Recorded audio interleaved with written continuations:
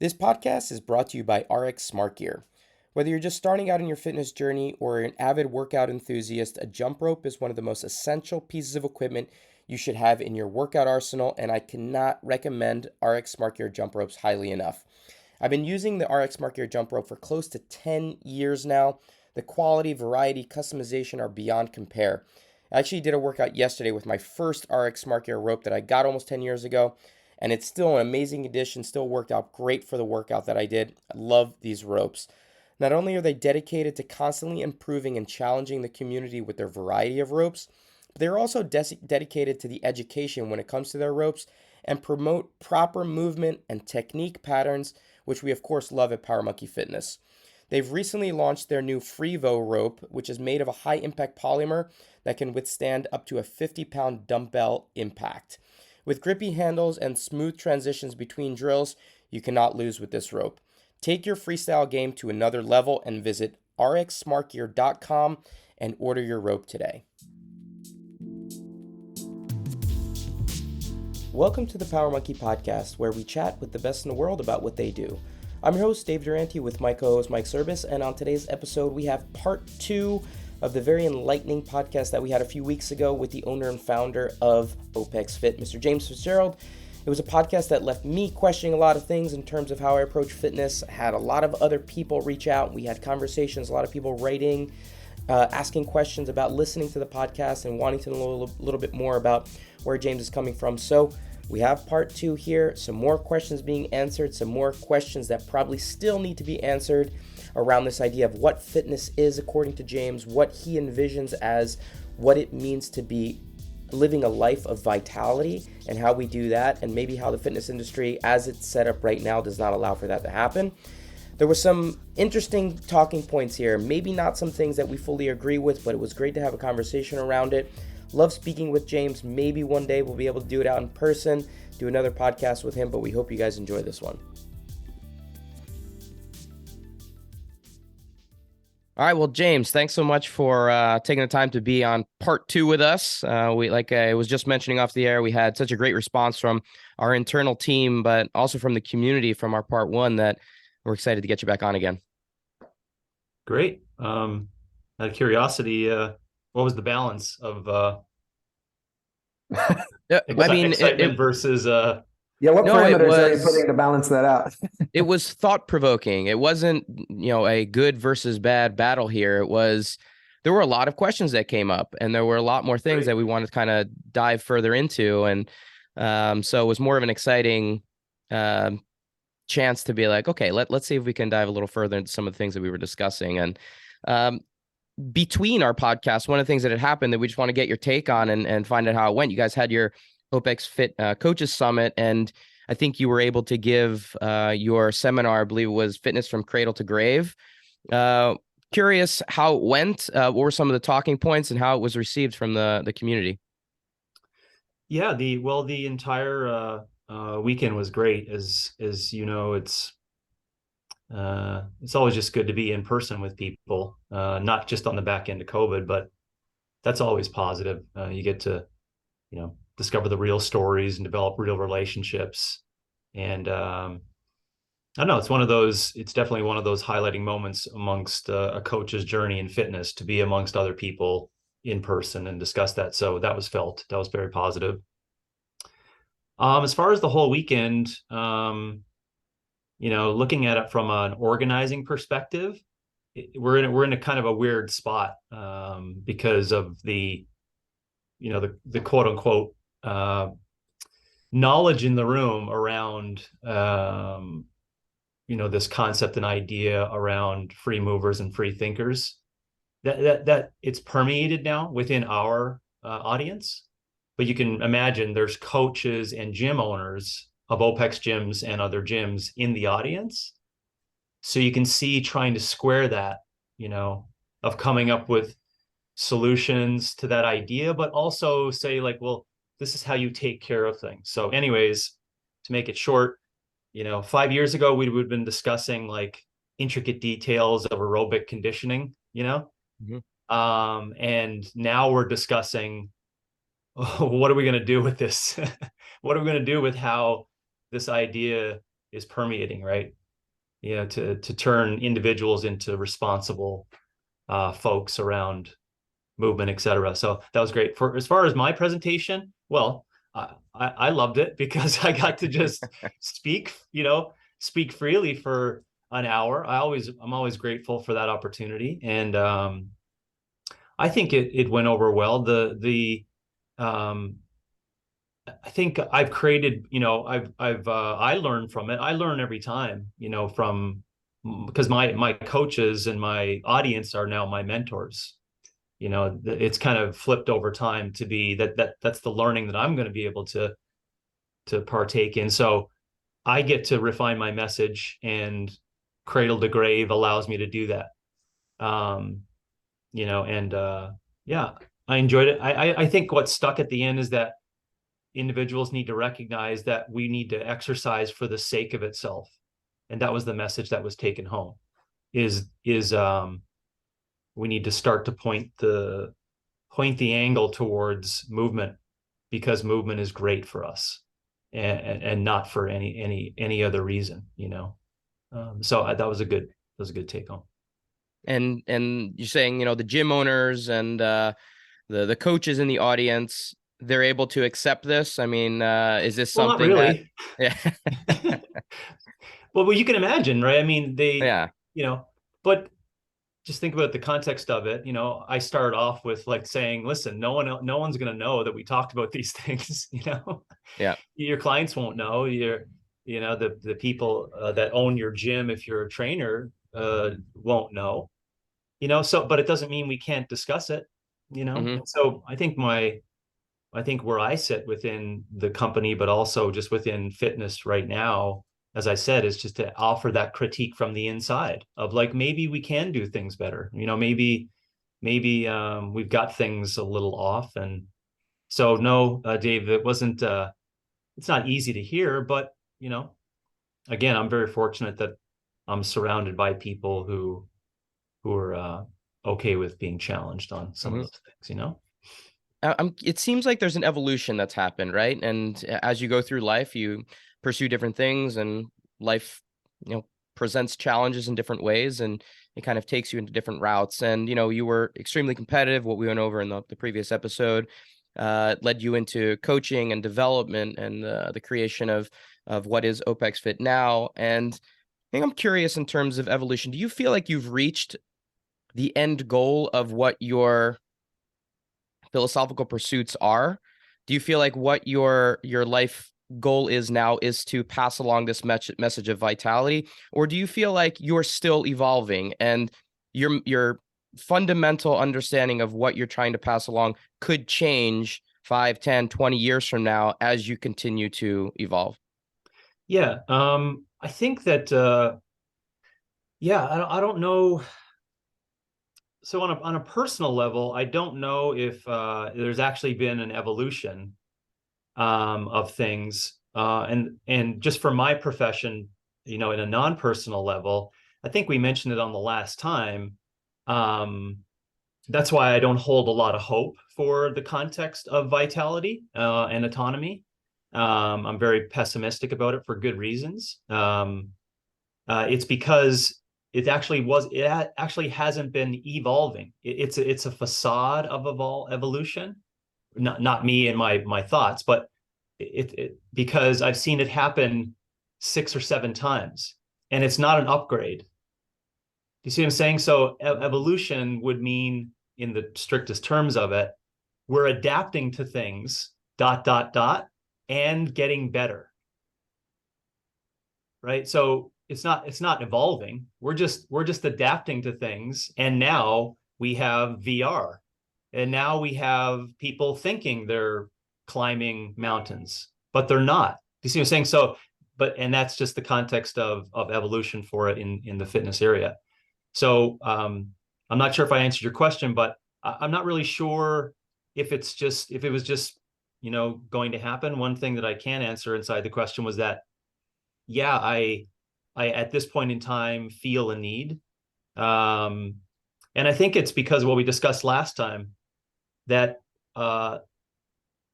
that it has to be said Like, because there, hundreds of me in my example have died off and no one has heard about them. And they just go off into the bushes. But fitness keeps doing the same shit over and over, bringing people in, putting them through the burner, and all looks differently, right? It all looks differently. It's just said something different every couple of years. And quote unquote, nothing gets evolved in that. But the me's example don't stick around for good reason, right? It's exhausting because you see that, the systems and the whole thing on dependency, as I mentioned before, is tough. So I feel, yeah, I have evolved, but that's probably, Dave, probably a different word. I'm just older and I've been, doing it for a while. So yeah, it's fairly easy for me now to look back and say, oh, these are the things, I'm a little round, possibly giving you an answer directly as to what you're looking for there, but yeah, that's okay. It wasn't a super simple question. I think it was just, is the answer straightforward for you now, essentially? And it seems like it is. It's not something that you're wavering on at all. It's like, this is the definitive route that I deem to be correct at this point. Yeah, for sure. I smirk a little bit on that because my colleague and I discuss this on our fitness and philosophy podcast all the time. Because when you start erring on the side of seemingly having answers and certainty, right, then it's very easy being seen as totalitarian or authoritarian, right? But within all of those quote unquote regimes or concepts or ideas, there is many, many kernels of truths, right? But they're so uncomfortable that we're like, well, we can't just follow in step because that sounds like obeying. Do you see that? I hope you're picking it up, because what I'm saying, it seems like so reductionist, right? And so simple, it either, number one, can't be possible, or number two, you must have something to gain by what you're saying on that. Now, the second is not true. Like, I'm not in an authoritarian position to make that happen. I make no money by telling people to eat real food. You know what I'm saying? So move every day, eat real food, and learn and adapt. Yeah, that sounds so simple, right? And yes, to your point, to me, it seems like the answer. And maybe, back to your point, maybe I feel like I have that, quote unquote answer for a lot because I've seen 7 versions not work, And when I look out and I'm not looking out into the fitness universe, this is actually what people do who are vital. It's interesting.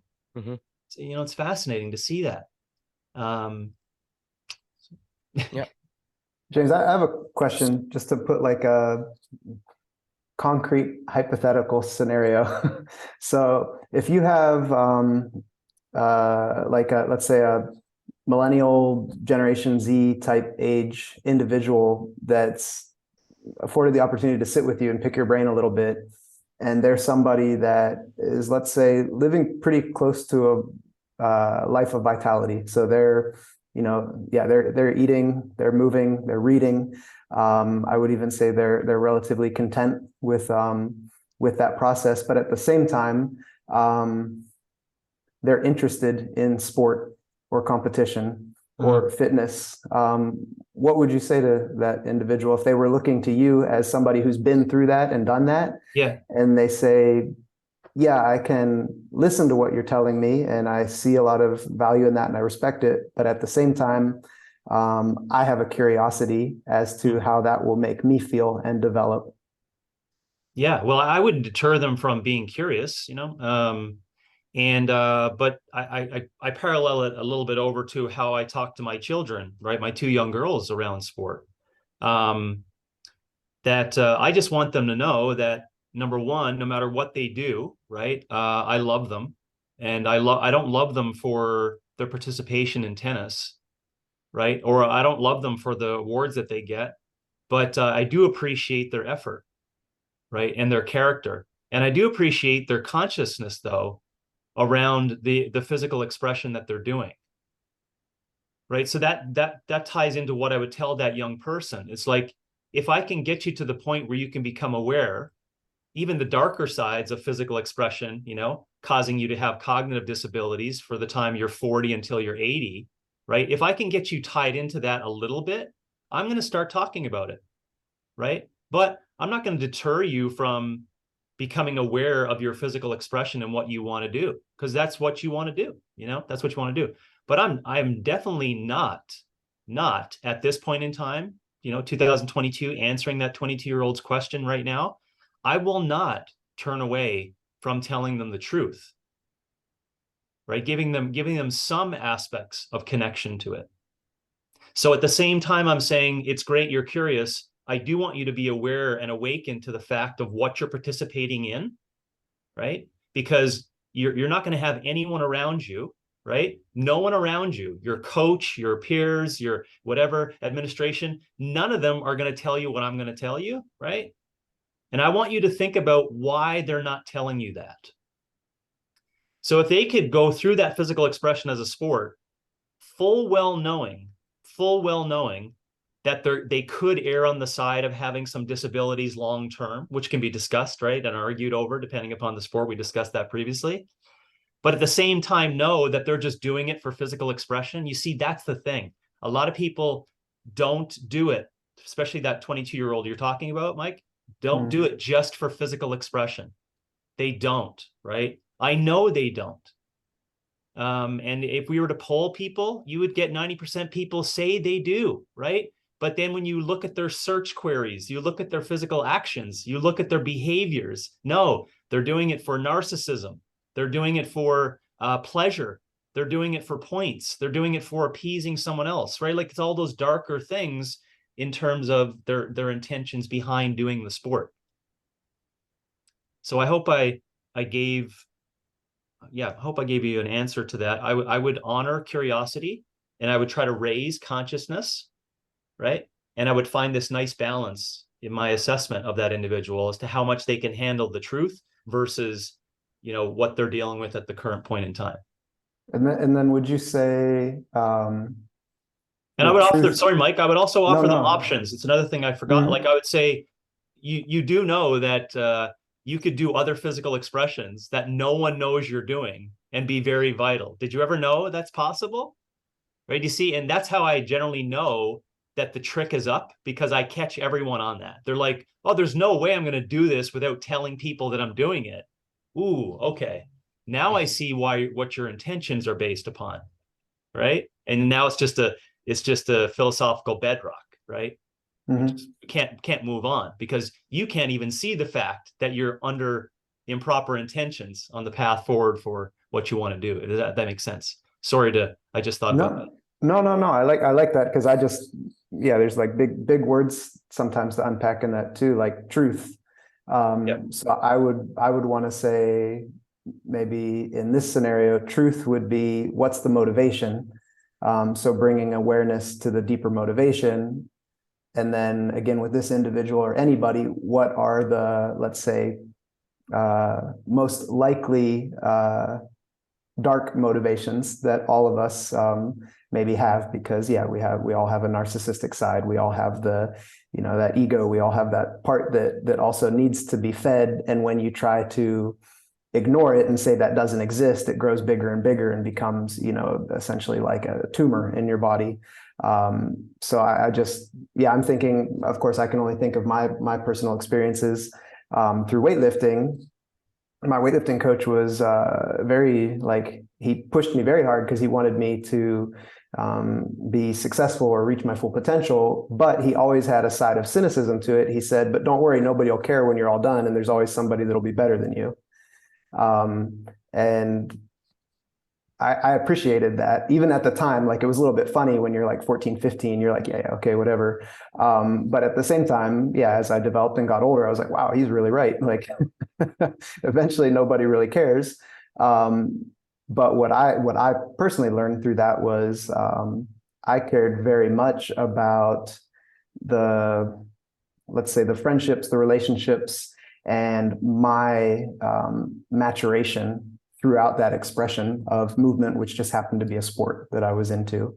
So I'm rambling a little bit, but maybe connecting Dave a little bit with some of the conversations we've had recently about talking to some athletes that are very goal focused. And then we feel like we're reminding them that there's a lot of value in the point from starting your journey to assuming you're going to get to some goal. So all of the in-betweens. Yeah, I felt, I mean, I don't think, yeah, I just don't think that people know that they can develop friendships and relationships outside of physical sacrifice. You know, it's funny to say it, but you can. You actually can develop like deep, lasting friendships and great relationships. And it doesn't have to involve physical sacrifice, right? And as I said, physical sacrifice could be arguable. I mean, I hold pretty steady on what we're talking about there. That's my point of the truth, right? The truth is you take all these people after 20 years, what do you have in place, right? That's what I meant by that. I do agree with you that there are truths to be found in terms of internal motives. I could probably argue it's outside of this conversation for another time. I'd like to do it with you personally, Ashley, in regards to the ego's manufacturing of the internal motives and where that ends up, because I just may see that a little differently. Yeah, I mean, I think people, you know, yeah, people could find other ways of those things that we think are virtuous. Yeah, and it doesn't have to be through physical sacrifice. Yeah, this comes to another question I had. Maybe we can just dive a little deeper into it. I was curious about the idea of goal setting around physical pursuits, and how you feel about that, Yeah, but versus goal setting around intellectual pursuits, yeah, and the difference between the two. It doesn't seem so much that goal setting and achievement is the issue, but the physical component that comes along with that is where you kind of draw the line. Can you talk a little about the distinguishing between physical pursuits versus intellectual pursuits in terms of goal setting? yeah. That's a great question. The physical one, you know, I'll see if I can parallel it over to the intellectual one.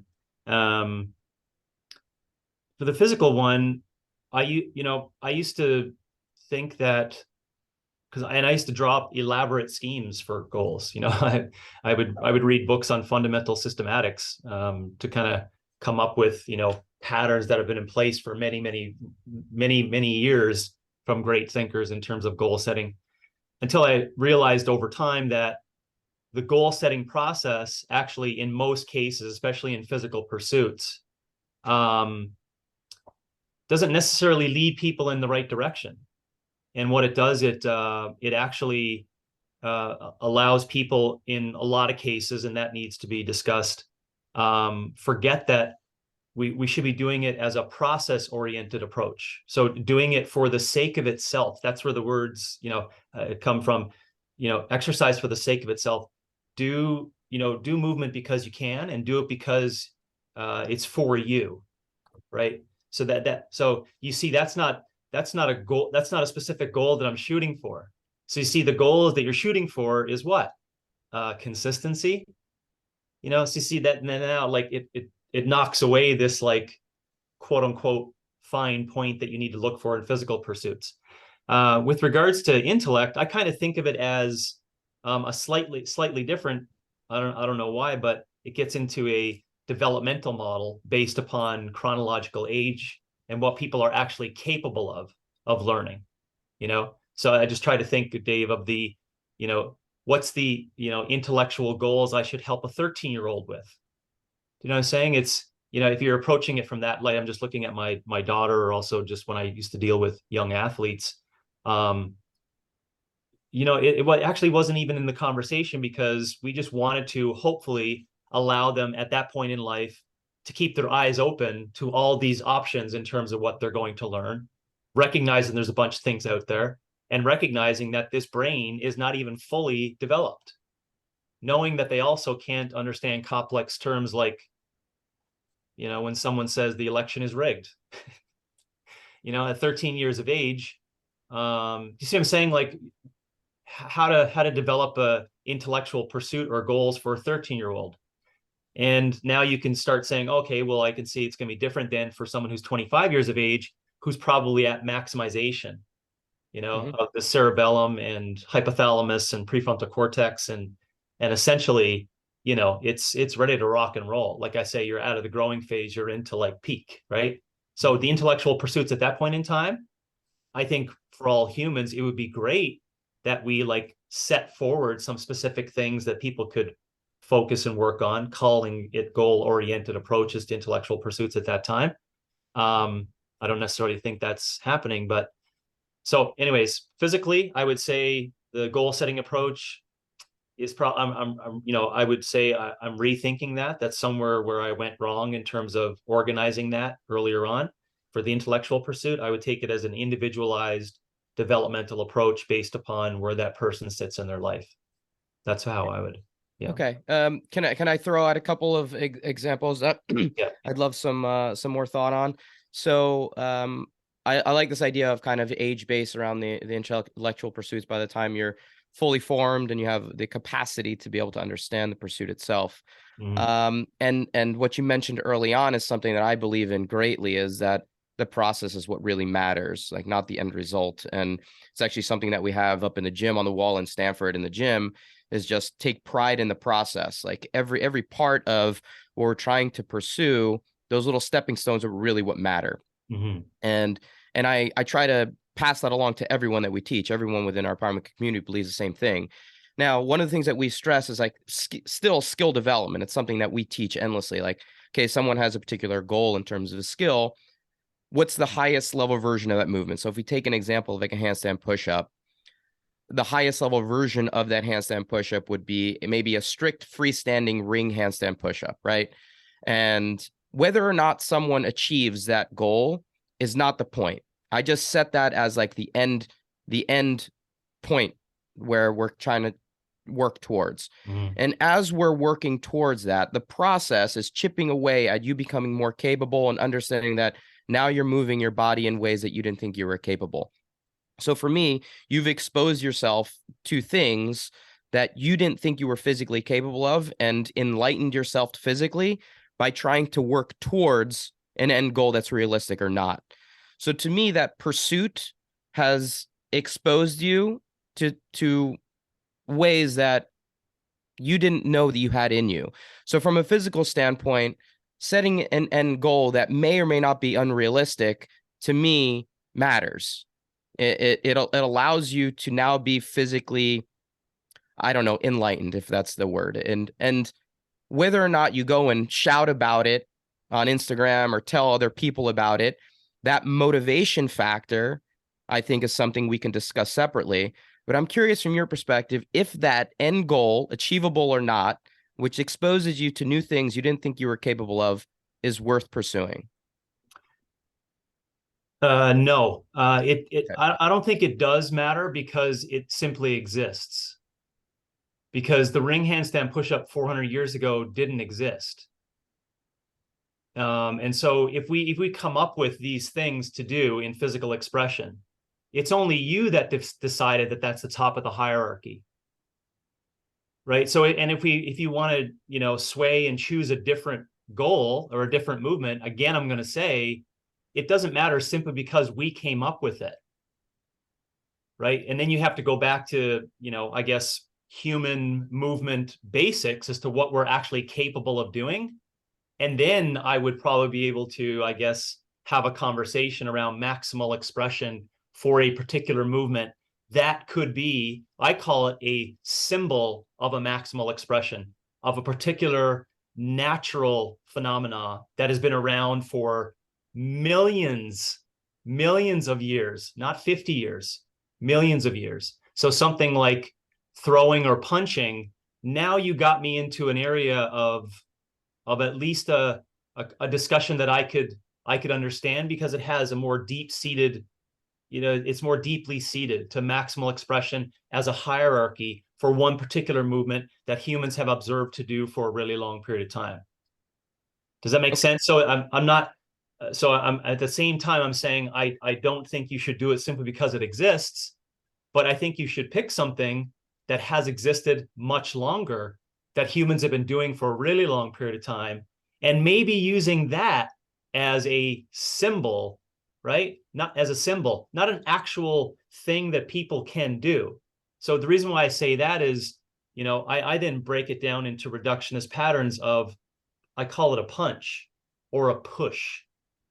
Do you know what I'm saying? So what you would call, Dave, and this is how I see it, a ring handstand push-up, to me, that's a pushing movement.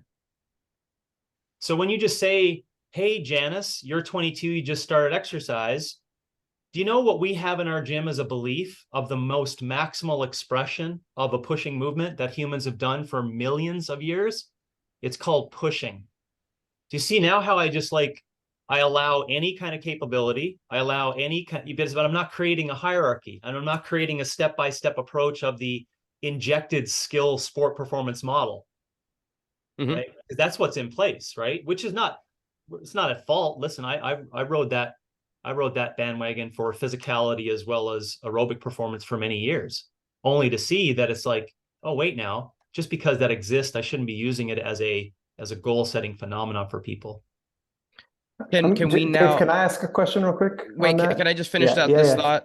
Because I definitely. would like to play that same game around an intellectual pursuit Okay. and around someone that is trying to strive. You have a teenager, maybe even someone a little bit older that's fully formed, and they're trying to pursue an intellectual pursuit that revolves around an end goal being a PhD or becoming a medical doctor, and Mm-hmm. saying that that's the end goal for me, and all of the incredible intellectual pursuits that go along the way for them, and then they don't pass their medical boards and they don't actually become the doctor. Is that a pursuit worth achieving, being that you know PhD at the end was not something that was around millions of years ago? This is something that has been created over time as our intellectual pursuits have improved and our understanding of science has improved. Is that something that's worth pursuing on the intellectual side? Yeah, in that particular case, it depends upon the person's, I mean, tying in. See, the thing is that the punch is not going to make someone money or put food on the table or braces on someone's kids. But if someone doesn't pass the exam and become a doctor, they can't develop a family, put food on the table or braces on their kids. So it's a little different. That you may have that one person that may not pass the exam and be like, gosh darn it, I'm just so happy that I learned all these things, right? But there's a reality to you not being able to perform that with the way you used it in your context, Dave, of the intellectual pursuit of that, to become a doctor, quote unquote. So I'm not sure if it's what we're trying to get at there in the comparisons, but I think in the intellectual pursuit, if you're just learning things, which is why I use learn and adapt as the third pillar behind move every day, eat real food, learn and adapt. Um, if you learn and adapt and you learn and adapt things, quote unquote, to the intellectual pursuit, and no one knows about it, but you feel better that you understand something and you've gained knowledge, I think that that's fantastic. I think it's a great idea, right? Mm-hmm. Um, but if you're going to say, but how do we carry this over to someone's intellectual pursuit in regards to vocation? It becomes a little challenging, because I don't know if you're going to be very unhappy with all the shit you learn, yet you don't have a job and you can't put food on the table. Okay. Yeah, I think we could probably just spend an episode on this. Like, I think this is Yeah, I a like it. conversation we I like can the dive deeper into, because, like, from my perspective, Mike, I'll let you jump in, but the idea that, the end result in the intellectual case is about putting food on the table and creating a career for yourself. You could say the same thing on the physical side. Like, I use a handstand push-up as an example, but I could say physically, if I'm trying to pursue an athletic achievement that allows me to become an athlete at the highest level, that yeah. could potentially give me an income level or the ability to put food on my table as well. No? No. Okay. Yeah, I like what you're trying to do there, and I'm glad we kept talking it out because I could see what your motives were. You're trying to carry over the same systematic process Right. from the Yeah. physical pursuit in sport, but you remember that in my belief, the cards all fall away in the performance paradigm, Mm-hmm. right? Because I think the performance paradigm has intentions of pain, points, prizes, and pleasure. That's got nothing connected to vitality. So you can't pull that over into the intellectual pursuit being the same thing. But Fair enough. I think where we're at, maybe ask this question, right? Instead, if you wanted to do that, say, what should people do for movement, right? And then like just philosophically contemplate on that. And then say, what should people, imperative language, right? What should Mm-hmm. people do for learning? Do you see how that becomes? It's like, well, I don't know what people should do for learning, right? And then it comes, I don't know why, you know, I'm thinking of you, Mike, because based upon some of the comments you made last time on stoicism, but you know, my belief is that it's that knowledge that attained is one of the deepest aspects of life's existence. Right? Like I think to be human is to know. That's not my words, but when you know things and you start knowing more things over time, do you see how that, in my opinion, could be like one of the highest virtues, just to gain knowledge over time? So that's why I love the conversation on it in itself. But if we were to say, what should one learn? I don't know. Mm-hmm. I could take a stab at it today. People should learn, if you're an American, a lot more about civilized constitution methods. I think people should learn about federalism. I think you should learn about science. You know, I think so. There's shoulds that I could just like, you know, say. Yeah, this was definitely a point of the conversation that we wanted to take Okay. it at the end. Like, what are the things that you implement, or what are the pursuits that you deem to be for yourself Yeah. worth pursuing intellectually and things like that? And I think you're mentioning some of them now, but Yeah. I know Mike is chomping at the bit here to be able to jump in, so I'll shut my mouth for a little bit. Great No, questions. this was just a good mental exercise for me to completely stay engaged, but not forget what I wanted to ask. And I didn't want to sit and write because then you guys are talking. No, That's I good guess, training. Good yeah, training for great. the It's brain. great. So I'm trying to figure out how to frame the question best, but it does relate a little bit to Dave's ring handstand push-up, and then yeah, your Pushing. no, bias isn't the right word, but like your emphasis on the need to learn and adapt.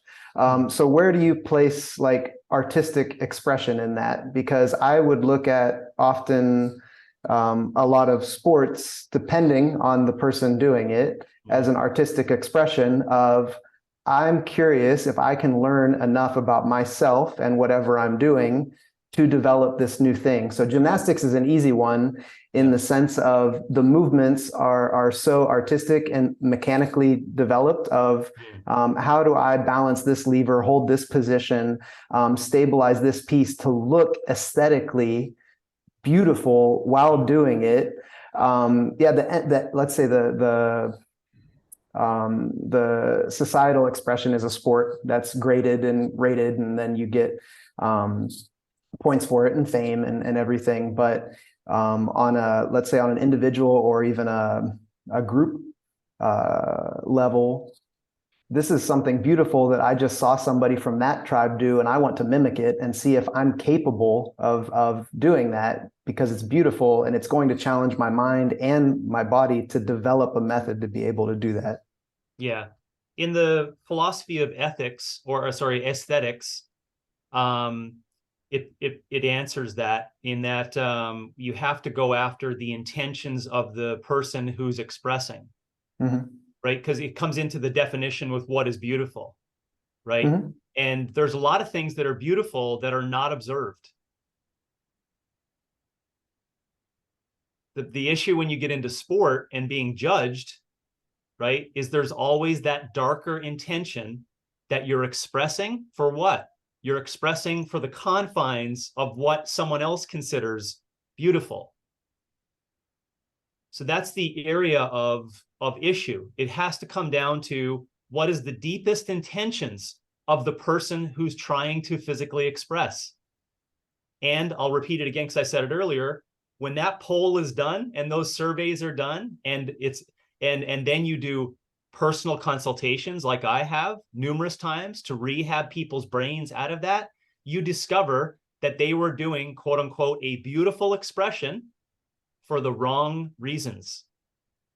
Do you find a similar then in that same setting, somebody that's learning and growing, can they have the same dark motivations? So oh, definitely. Yeah. So how do you pick that apart, I guess, or how do you stabilize that? Yeah, it's I like your language, because it's not picking apart. It's allowing them to gain awareness. Maybe it's education that they need, right? By saying, do you know what cognitive dissonance is? Mhm. Do you know what narratives and behaviors are that you observe every day that you think is reality? Right? You get into conversations then of subjective reality. The general way that to be short on it, Mike, because it's a great question that I actually like personally contemplating on for a long period of time.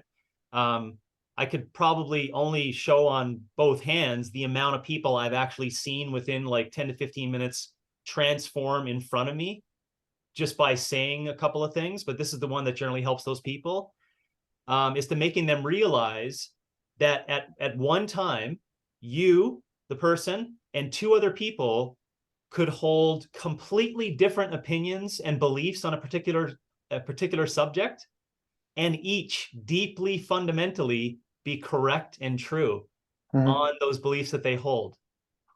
Do you see that? And then that person goes, wow, there's no way someone can have a different opinion or an idea as to what I have in my head. It makes them recognize how deep they just want to hang onto that motherfucker of a it's actually a it's not poison, it's a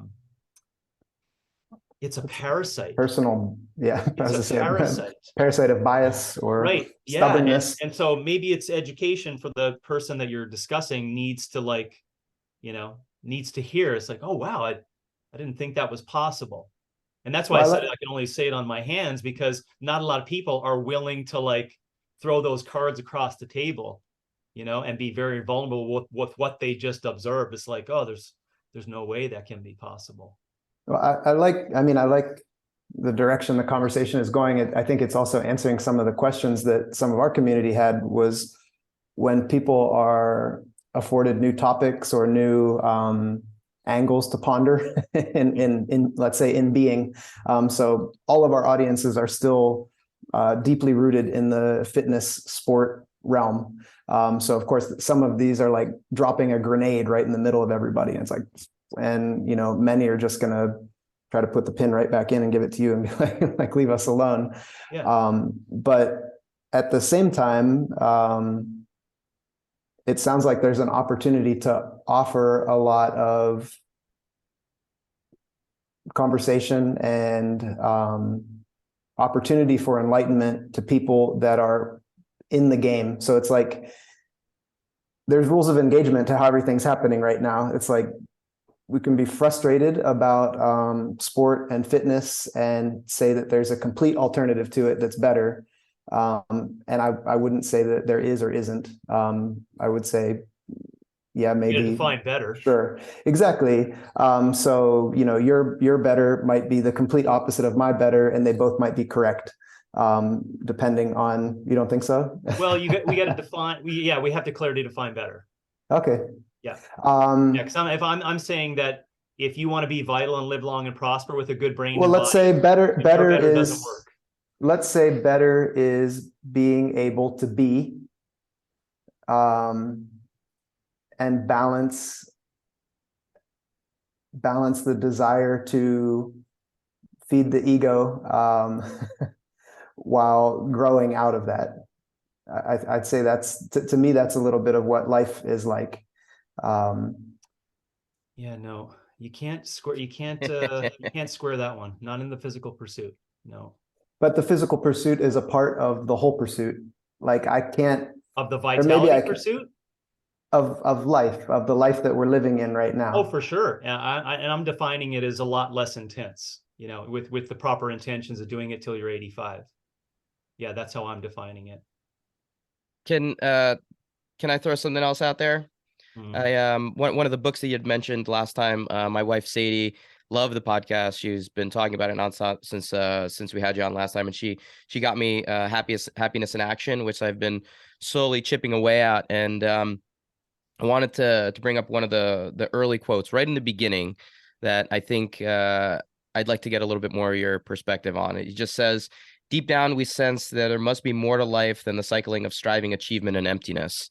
And to me, this clearly makes sense in the idea that once that pursuit is over, which happens a lot for athletes, right? You're done. What I've defined myself as an athlete my entire life. What do I do in the bigger scheme of things? But in my personal case, I've always found something to fill that emptiness. And I know it's this like perpetual cycle of another goal setting, another, leading towards emptiness somewhere down the line. But I've grown through that process. I've been able to feel an intellectual growth. I've been able to feel physical growth. Friendships have been grown through that level of achievement and that level of potential emptiness. I look at that emptiness as possibly not a negative thing in terms of it being allowing me to grow. So you can see the emptiness as potentially being a negative thing if you dwell on it or you look on all of there were no positives along the way. I'm curious, the question here is with you personally, was this cycle of striving, achievement, and emptiness something that you noticed throughout your career, and it's something that you did not want to continue? And is that why you're now diverting this new life pursuit? And it was something that like I just can't continue to go down this cycle of emptiness that I constantly am feeling. Yeah, well, it's probably not the same like language that I'd use, but I really do like, his particular language based upon that. I would say that I'm just older, it's just biological truths based upon the diversion, which is actually, seems like a good word to use. But it's not necessarily a diversion. It's just reaching this truth that I am going to get shorter, weaker, and more forgetful. And I'm tiptoeing into that at a much earlier rate. I think based upon I think based upon my exposure to intensity from 25 to 40 years of age. So, did I go through those cycles, of that? I probably in different languages. Yeah, I did, but I'm not going to be an apologist for that particular route. Back to Mike's original question on talking to that young person.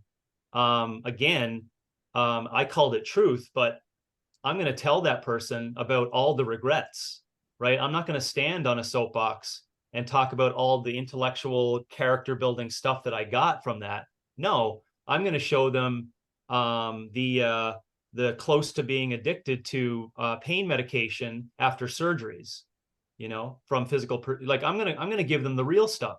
I'm going to tell them about, hormone usage at 33 34 years of age just to save myself.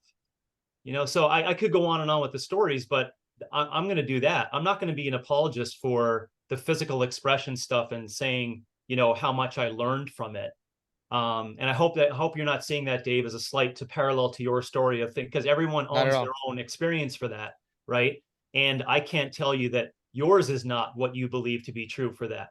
But I just don't hold that same opinion or the same position of getting to that and then saying, to wholeheartedly, no, I'm trying to push a ton of people away from the experience. I am not at once going to speak to all the things like, the classic stand up in front of corporate America, like the Navy SEAL, talk all these things we learned with shooting guns and gathering people. And this is leadership, folks. Like, I'm not going to do that. No, I'm going to tell them about all the friends that were killed, right? I'm going to tell them about that to give a parallel, more uncomfortable story for some of the truth that should be spoken about the Jocko Willings. Yeah, isn't a balance there important though? Because like talking about both sides of that should be the equation, right? Not just the endless positivity and all the great things that came along with it, or the addiction side and the death and all the night. Isn't there a balance in saying that there's goods and bads that go along with these types of things? Or do you just feel that there's so much endless positivity that I need to be on the other side of the equation to help balance it out? Yeah, no, there is balance, but when I sit, and observe and I'm listening to these people, they don't balance the conversation because it's a political move. In so many situations today, it's a political move. It's politics for power, for money gaining, etc. But yeah, I just don't think a lot of people, just try to think of I don't know why I'm just thinking of weightlifting, but just think of the weightlifter who had a career, right? And now they're 42, right? And they're speaking to a bunch of people. Do you really think they're going to tell them about, all the darker sides of it as they're starting their online training program? you know what I'm saying? Like, they don't balance it out, Dave. There's no balance to the conversation. Yeah, and I mean, I will push back and say that we like to give, like, at Power Monkey Camp, we talk a lot about our Olympic experiences and the path that individually we all took. Mike, competing for USA, and the struggles that I went through getting to becoming a reserve on the Olympic team in '08, and we try to paint a very clear picture as to it not being all rosy and like the end result, the medals on top of the podium, the addiction side, the mental struggles, the anxiety, the pain, the depression that goes along with it, so that people have a clear picture that this is not just like a clear straight line path.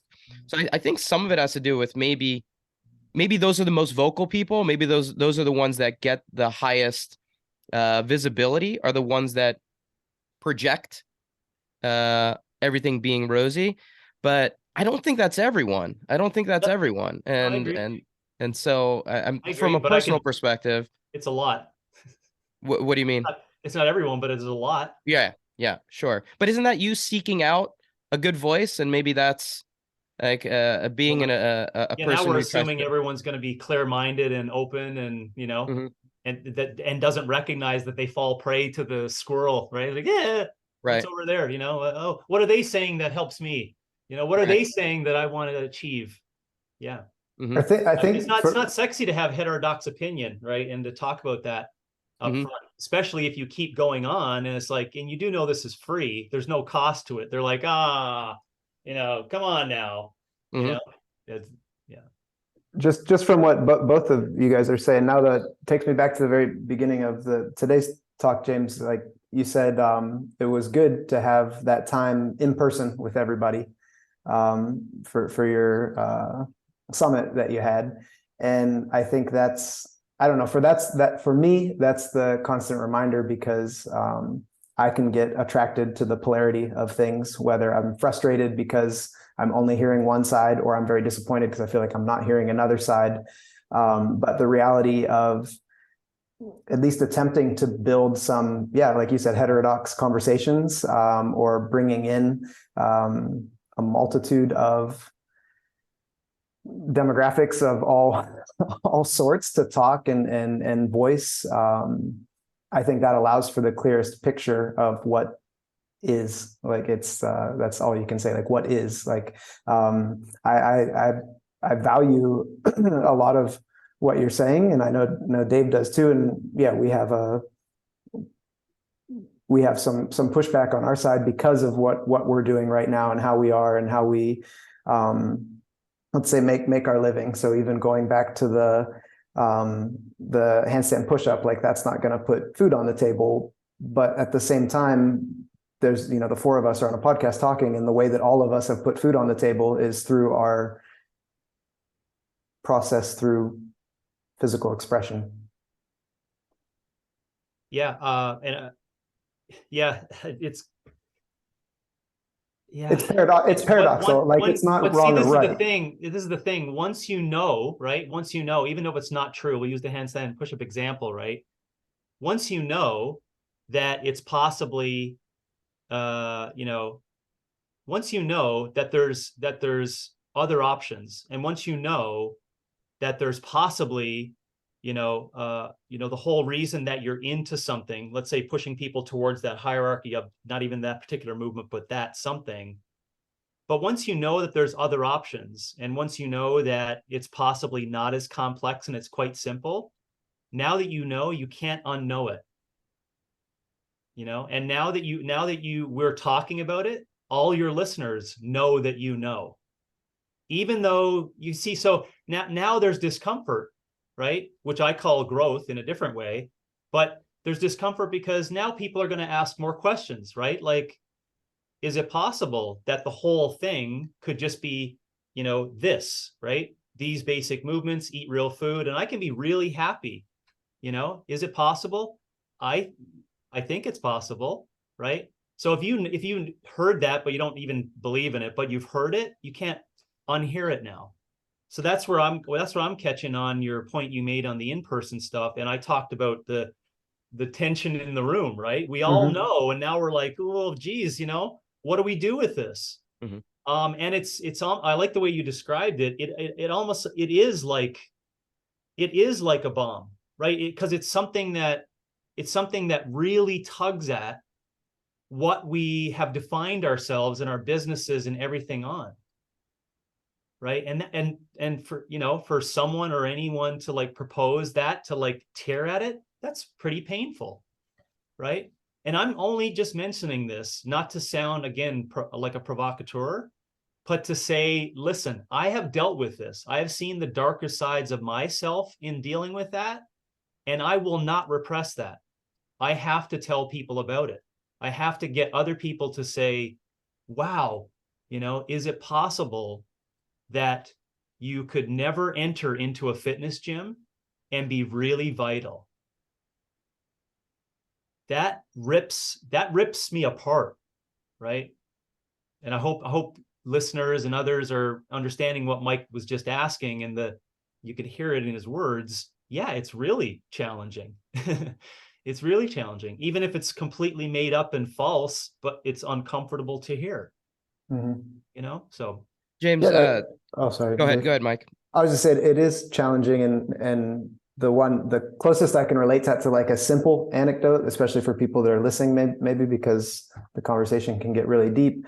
I have a lot of coaches that come to our courses, and they'll start asking me about specific people at their gym that can't overhead squat and can't snatch. And they're like, what do I do? And most of my answers are, does that person actually want to? And I say, that's the first question that I have. Like, do they want to do an overhead squat? If they want to, because they think it's an interesting movement and they would like to try, here are some tools and progressions that I think would help them towards that. But if they actually don't want to, it's just because it's on the board for the class, then they shouldn't need to, because they'll probably be happier in that moment finding something else to do. And if that was taken, literally or dogmatically across the board, then yeah, I would probably be out of a job, because then eventually people would be like, well, I'm tired of doing this stupid snatch thing.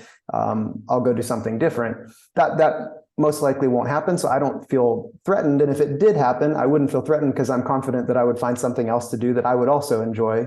Because this past weekend, Dave and I were in Netherlands coaching a course, gymnastics and weightlifting. The highlight of that course for me was on a lunch break. I had a woman ask me, she said, yeah, you said something today. You said that these courses for you and Dave and your sports are, they're your, how did she say it? Basically, they're our intro or introduction into building relationships. So it just allows us to meet people in the simplest form, and then determine if that has something that moves forward, whether it's hopefully it's value to them, but it's more often than not value to us, because we grow from those interactions. Just like you said this past weekend, your best mentors now are often the people that are paying you to be their mentor. Mm-hmm. And I would say that happens to us, especially in a bigger community function at our camp. When we meet 100 new people that come from every political spectrum, every size, shape, color, every age, it's the most bizarre group of people that all come together because they're interested in fitness. And then we all end up growing way outside of what our sport or our original intention is. So, there's been millions of examples, not like ours though, that people get together and do physical expression and create awesome relationships. I think that's just something we forget. So we're not special based upon that. It doesn't mean that our stories of those personal relationships are not great. Like, let's not forget that. And secondly, I think where our story differs is that I would have answered that coach differently. And this is the tone of what OPEX has a problem dealing with right now, is that we're asking the question, do they need to overhead squat? Not do they want to. We don't care about what they want to do. That's the difference you see here. This is great, Mike, because that is it signifies what the difference is here in the question, right? And we have asked that question for a long period of time. Not saying that you have not asked the same question, want to, for a long period of time and contemplated on it, but we have asked that, and what we've come up with is that we probably shouldn't even be in the room. That's what we've come up with. So that's where you can see how that becomes threatening. It's not about the behaviors inside of offering opportunities for a squat, right? or for a squat with pressing something overhead. It's about it's about why are we here, right? Like, oh, we're here because we want to learn this. Is like, oh, do you need to learn that? You see that? And now it's like, oh, geez, I thought we're all supposed to learn this. Like, no, you don't need to learn this. Who told you that? You see that? It's like, oh my gosh, like how to So rewind history back. I'm curious. One, I want to question just about what a day looks like for you, like how you physically or have those three pillars of vitality. What do you eat? What do you eat on a regular basis? What's your movement look like, and what are your intellectual pursuits? What's your learning process? If you could go through like I just did a what's course today on look this like? yesterday. So nice Okay. product placement. Dave didn't know about this, folks. He's not getting paid for whatsoever, and I think there would be a cost. I just did a project yesterday on LearnRx. What's it called? Resisting entropy. And so it's personal anecdotes in terms of what I do. So to answer your question, it's on the tip of my tongue, and it should be obvious to me. On Monday, Wednesday, and Fridays, I do resistance, and on Tuesday, Thursday, Saturday, Sunday, I do longer aerobic work. I eat 3 meals a day, based upon what the week looks like, where I prepare my breakfast and suppers for my family, and I have those meals together with our family at those times on Monday to Fridays, and on Saturday and Sundays, it's generally out of 6 meals, about 4 or 5 out of 6 I'm preparing, and we're all together when we have those meals. And those are generally, to be super reductionist, plants and animals. So anything you can think underneath that, but it's a food that most cases of the time doesn't have more than 1, 2, 3 ingredients, just to make it super simple. With regards to learning, that's variable, but it's based upon where I am. Like I said, I'm 48 and I'm at the back end of, like, I'm not in the trenches 8 hours a day dealing with, individuals and like coaching them. So where I am in my life right now, I'm trying to learn about the concepts of human knowledge and human existence, and some of the things that I've afforded myself the time to kind of contemplate on. And that involves reading things that are outside of the fitness landscape. Like the things I spoke to you, I guess, erring on the side of philosophy. Right, I just started a book on Abe Lincoln, which was written in 1917. So to get a synopsis from that period of time as to, the how, Mhm. the grand appeal of this particular individual. But it just gives you some, give you some. I just finished Thomas Sowell book just a little while ago, et cetera, et cetera. So, and for movement, to clarify more on the movement, to give an example, Wednesday I climbed. So I rock climbed. That's my hanging, quote unquote, hanging or pulling pattern. And I did that for 45 minutes or so. And then I went upstairs and did dips, along with some deadlifting. And then I did some lunging across the floor, and I think that was it. Yeah. And so Can you give an example? Can you give an example of maybe your aerobic training one of those days? What that yeah, might look like? yeah, for sure. Well, it'd be really cool if I brought up the exact data, because it's kind of neat. I hiked in the Sonoran Preserve, which is just close by. I dropped my child off, and I'm like 5 minutes away from one of the most beautiful landscapes and mountains in the valley here. And I hiked, I think it added up to be 10.5 miles or 11 miles over, a couple of different saddles and mountain terrains. It was about 3 hours, 3 hours, 10 minutes, 3 hours, 15 minutes total, based upon that. Funny story, just to, keep it real here, is I went for a long bike ride on Sunday, and I almost never made it back. I came close to bunking. I made a improper decision out in the desert. Everything, all things being equal, is fueled and ready to go, prepared, etc. But I made that one critical decision to go this way when I should have went that way, just to see, and shit started closing in. So it was, Wow. I How long of a describe it as distance being was it? like horrible, but when you bunk and you're out in the desert, it's not good. It's not a good thing. So you're trying to steal water from people and eat cactus and shit. So I Oh my play goodness. hockey on Saturday mornings. If you know my background, I played hockey my whole life. To me, it's really just a, spiritual quasi meditative practice for me now to be able to do that. Because I'm quote unquote so fit and aerobic at it that it becomes just a great, experience of movement expression for me. Yeah, I hit the bag twice a week. And then I back end that with some odd lifting stuff in the gym here too. Yeah, anyways, I could go on. Sorry, Mhm. I could go on and on, but hopefully No, that I gives think you some insight. that's helpful. That's helpful, Okay. and I think it's helpful for me and our listeners as well. Just kind of get a better picture of, what you're doing on a regular basis. What do you Mm. do for fun? Give me something you do for fun. I know you say you play All hockey, that's but yeah, all that is fun. okay. I think everyone is. I think it is. I just listened to Bill Burr. Half an hour before we got on. I guess no, it was an hour and a half before we got on.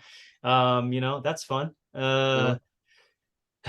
Um, yeah, fun. Is gaining knowledge for me. I really do smile inside without showing my teeth. Let's say when I understand something, when I can make sense of something, that really lights me up. Like it could bring tears to my eyes to discuss it, actually, of how much fulfillment I get of making sense of things. Hmm. Um, and there's a lot of joy in that. It doesn't, and I mentioned tears to the eyes because those are tears of gratitude, of accomplishing and getting to make sense of something. To me personally, means a lot. I get a lot of joy out of that. I get tremendous joy out of continuing my relationship with my wife.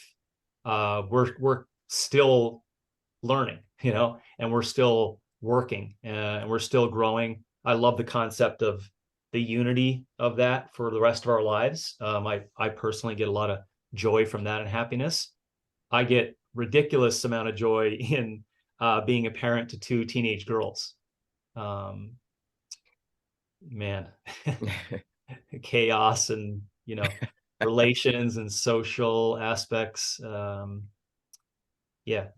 Anyways, thanks for asking. I appreciate it. No, I don't get to reflect on that myself much, and no one asks me that question a lot, so Of I course, of appreciate course, it. and You should um, ride. You should ride around in the car with us a lot more, James. These are like the majority of our conversations, along with some pop culture Well, it and makes sense, I guess. weird humor that I don't always get from can Dave and Jordan. yeah. Can I get one more, just building upon that relationship between you and your wife? And I always find this to be an interesting one, being that you've seemingly grown quite a bit, I'm sure, from the start of your relationship with your wife till now.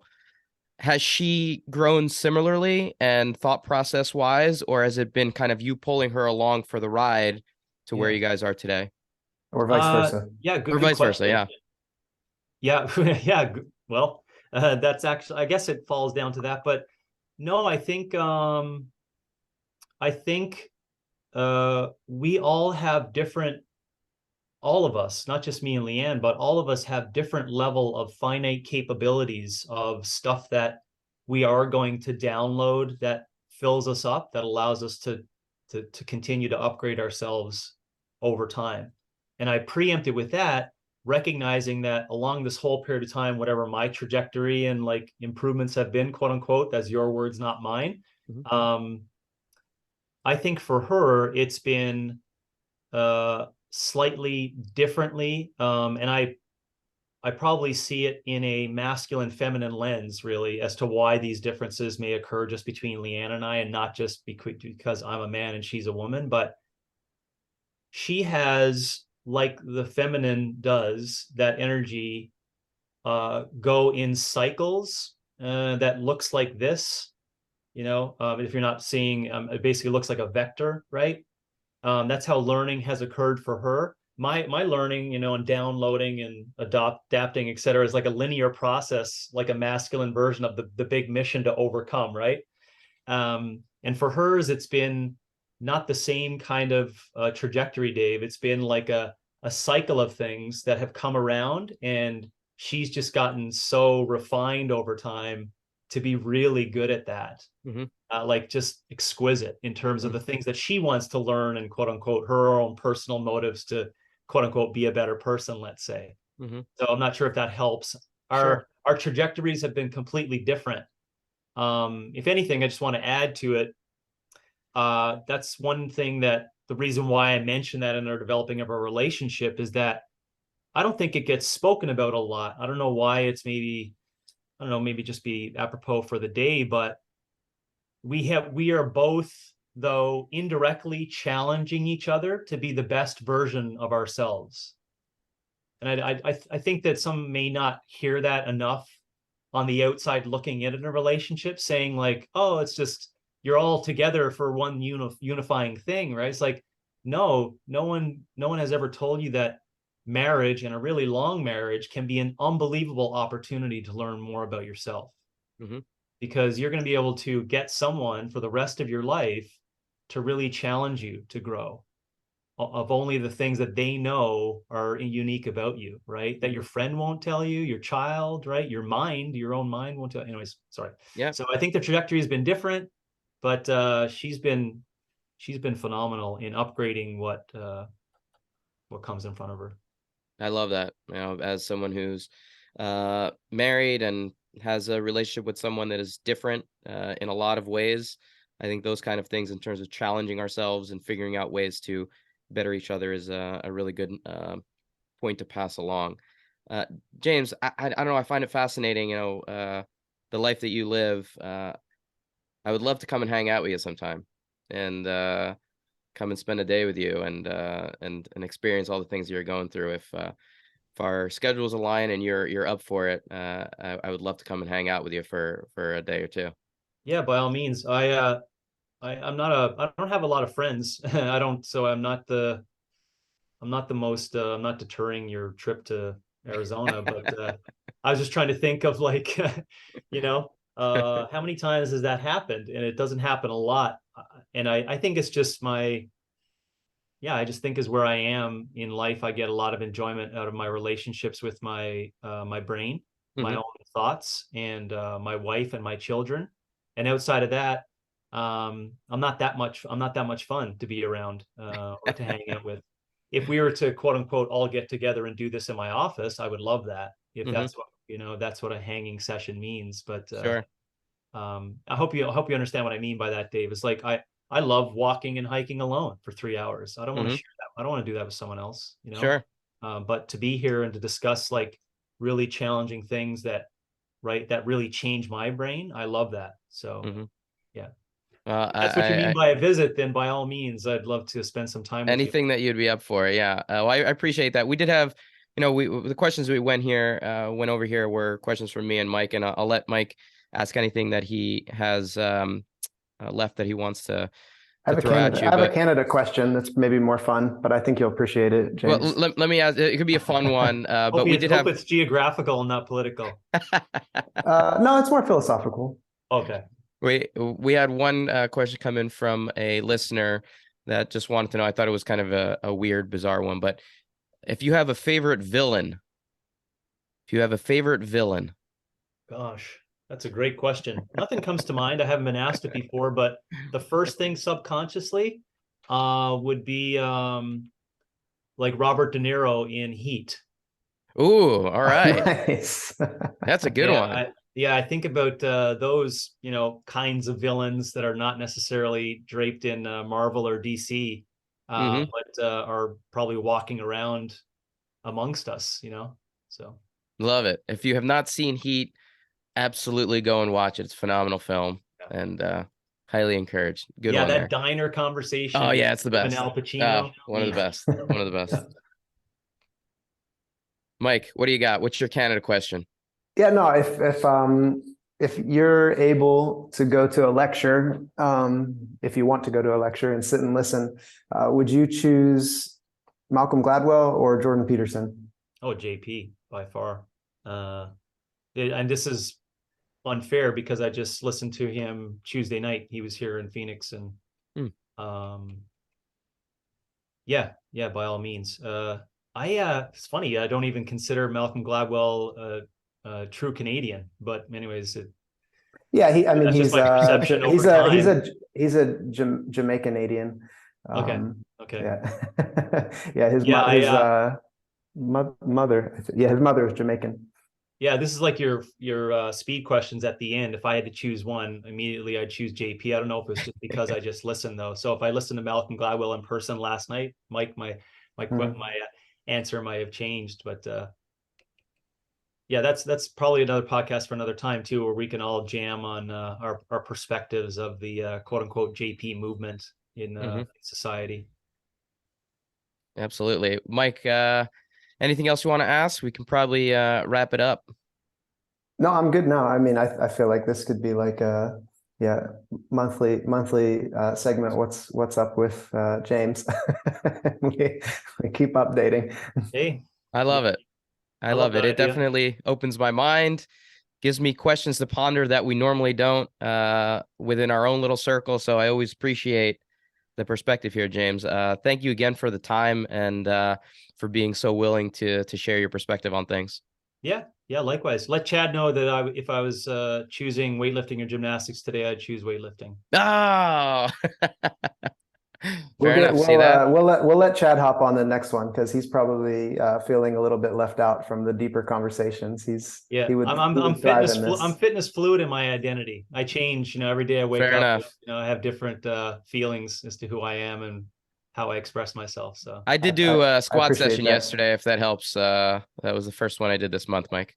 Just kidding. I'm doing a squat cycle right now that Mike wrote, so I'm 4 weeks in right now. My is legs are looking squatting in huge. Netherlands really squatting? This is the philosophical question. Well, working on the question of does he want to or does he need to, I answered that Dave needs to. So that's where Definitely we're needs to. If throwing the my legs blows. are gonna hold up my upper body, I definitely need to squat a little bit more. Well, thank you both, James. Thank you for the time, Mike. Thanks for calling in from late at night back in Europe. We appreciate the time from both of you guys. And for all the listeners out there, please be sure to head over to powermonkeyfitness.com for services and upcoming events. Check out our Instagram pages for regular teaching and technical content at Power Monkey Fitness, at Dave Durante, and my co-host at Mike Service. On behalf of Power Monkey Fitness, we're your hosts. I'm Dave Durante with Mike Service. And until next time, thank you all for listening.